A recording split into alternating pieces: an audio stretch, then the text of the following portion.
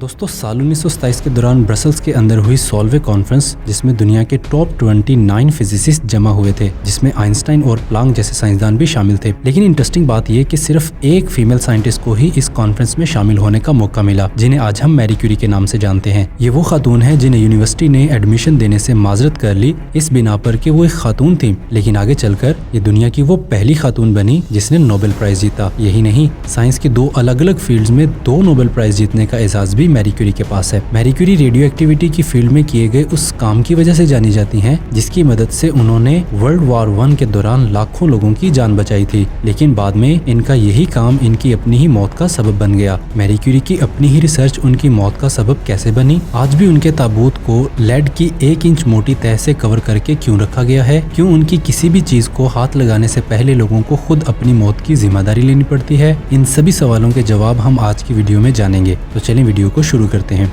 7 नवंबर 1867 को पोलैंड के शहर वारसा में मैरी की पैदाइश हुई। वारसा उस वक्त रशियन एम्पायर का हिस्सा था। पैदाइश के वक्त घर वालों ने इनका नाम मारिया रखा। मारिया अपने वालदैन की 5वीं और सबसे छोटी बेटी थी। मारिया के वालदैन पेशे के एतबार से टीचर थे। वालदा लड़कियों के एक उम्दा बोर्डिंग स्कूल में टीचर थी। मारिया की पैदाइश के वक्त उन्होंने अपनी जॉब से रिजाइन कर दिया था और वालिद लड़कों के स्कूल में मैथ्स और फिजिक्स के टीचर थे। इनके अलावा वो पोलैंड की आज़ादी के लिए एक मुतहर्रिक कारकुन भी थे। इस जज्बे हुब्बुल वतनी की वजह से रशियन अथॉरिटीज ने उन्हें एक लो सैलरी वाली पोस्ट पर काम करने के लिए मजबूर किया और उन्हें अपनी जायदाद से भी हाथ धोना पड़ा। इस सब की वजह से मारिया और उसके बहन भाइयों के लिए आने वाला वक्त मुश्किल होने वाला था। जब मारिया 10 साल की थी तो उनकी वालदा का इंतकाल एक ट्यूबरक्लोसिस नामी बीमारी की वजह से हो गया। दोस्तों, मारिया शुरू ही से पढ़ाई में बहुत तेज थी और अपने वालिद की तरह उन्हें साइंस में ज्यादा दिलचस्पी थी। उन्होंने अपने हाई स्कूल की क्लास में टॉप किया था और वो आगे भी पढ़ाई जारी रखना चाहती थी। लेकिन दोस्तों, इस वक्त रशिया ने औरतों की एजुकेशन पर पाबंदी लगाई हुई थी,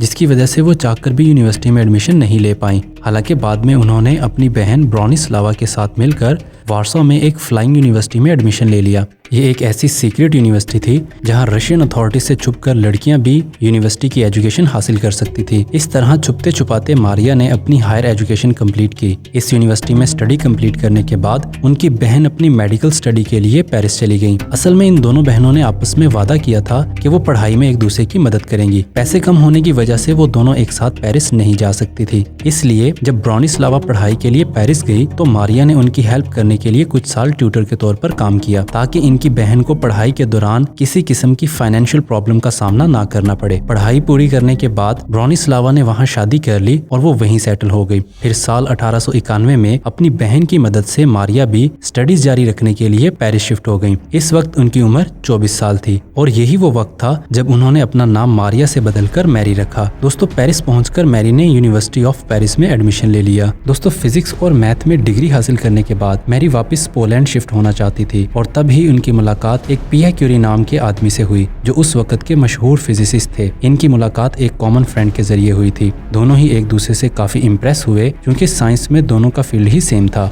दोस्तों, पियर क्यूरी मैरी को पसंद करने लगे थे, इसलिए उन्होंने मैरी को शादी के लिए पूछा। लेकिन मैरी ने इनका ये प्रपोजल ये कहते हुए रिजेक्ट कर दिया कि वो वापस पोलैंड जाकर अपना कैरियर बनाना चाहती हैं, और वो शादी से इनकार करके वापस पोलैंड आ गई। पोलैंड में खवातीन का प्रैक्टिकल फील्ड में आगे बढ़ना तकरीबन नामुमकिन सी बात थी। मैरी को जल्द ही ये समझ आ गया, क्योंकि हुआ कुछ यूं कि पोलैंड की एक कॉर्कोव यूनिवर्सिटी ने उन्हें प्रोफेसर की जॉब देने से मना कर दिया, इस बिना पर कि वो एक फीमेल थी। पियर क्यूरी ने मैरी को कन्विंस किया कि वो वापस पेरिस आ जाएं और आकर अपनी पीएचडी मुकम्मल करें। फिर 1895 में दोनों ने शादी कर ली। दोस्तों, शादी के बाद भी मैरी ने अपनी पढ़ाई जारी रखी और 1903 में अपनी पीएचडी की डिग्री मुकम्मल की।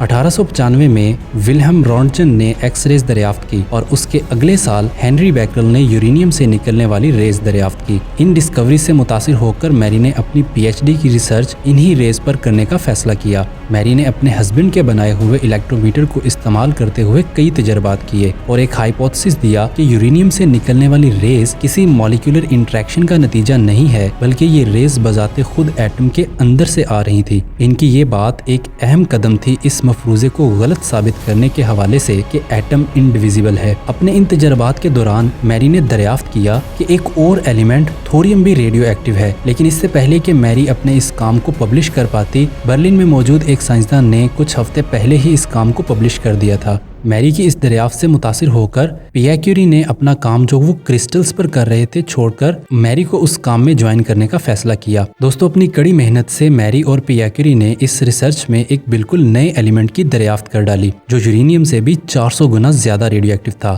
میری نے اس کو اپنے ملک پولینڈ کے نام پر پولونیم نام دیا۔ اس کے 5 ماہ بعد انہوں نے ایک اور ایلیمنٹ دریافت کیا جو پولونیم سے بھی 900 گنا زیادہ ریڈیو ایکٹیو تھا، جسے آج ہم ریڈیم کے نام سے جانتے ہیں۔ ریڈیو ایکٹیویٹی کا لفظ بھی سب سے پہلے انہوں نے ہی استعمال کیا تھا۔ ان دونوں میاں بیوی کی محنت اس وقت رنگ لائی جب سال 1903 میں انہیں اس ریڈیشن کی ریسرچ پر فزکس میں نوبل پرائز دیا گیا، اور اس طرح دوستو میری نوبل پرائز جیتنے والی دنیا کی پہلی خاتون بنی۔ نوبل پرائز ریسیو کرنے کے بعد 1905 میں یونیورسٹی آف پیرس نے پیئر کیوری کو پروفیسر مقرر کر دیا۔ اس طرح وہ فزکس ڈپارٹمنٹ کے ہیڈ بنے، لیکن بدقسمتی سے اگلے ہی سال پیئر کیوری کی حادثاتی طور پر ایک روڈ ایکسیڈنٹ میں ڈیتھ ہو گئی۔ یونیورسٹی نے ان کی پوسٹ کو برقرار رکھنے کا فیصلہ کیا اور پوسٹ میری کو آفر کی جو انہوں نے ایکسپٹ کر لی۔ اس طرح ایک اور ریکارڈ بناتے ہوئے وہ فرانس کی پہلی فیمیل پروفیسر بنی۔ سینکڑوں لوگ یونیورسٹی کے باہر جمع ہو گئے اس امید میں کہ وہ میری کا پہلا لیکچر اٹینڈ کر سکیں۔ ہسبینڈ کی موت کے بعد کچھ سالوں کا وقت میری کے لیے بہت مشکل رہا کیونکہ پیئر کیوری نے انہیں ہر قدم پر سپورٹ کیا تھا،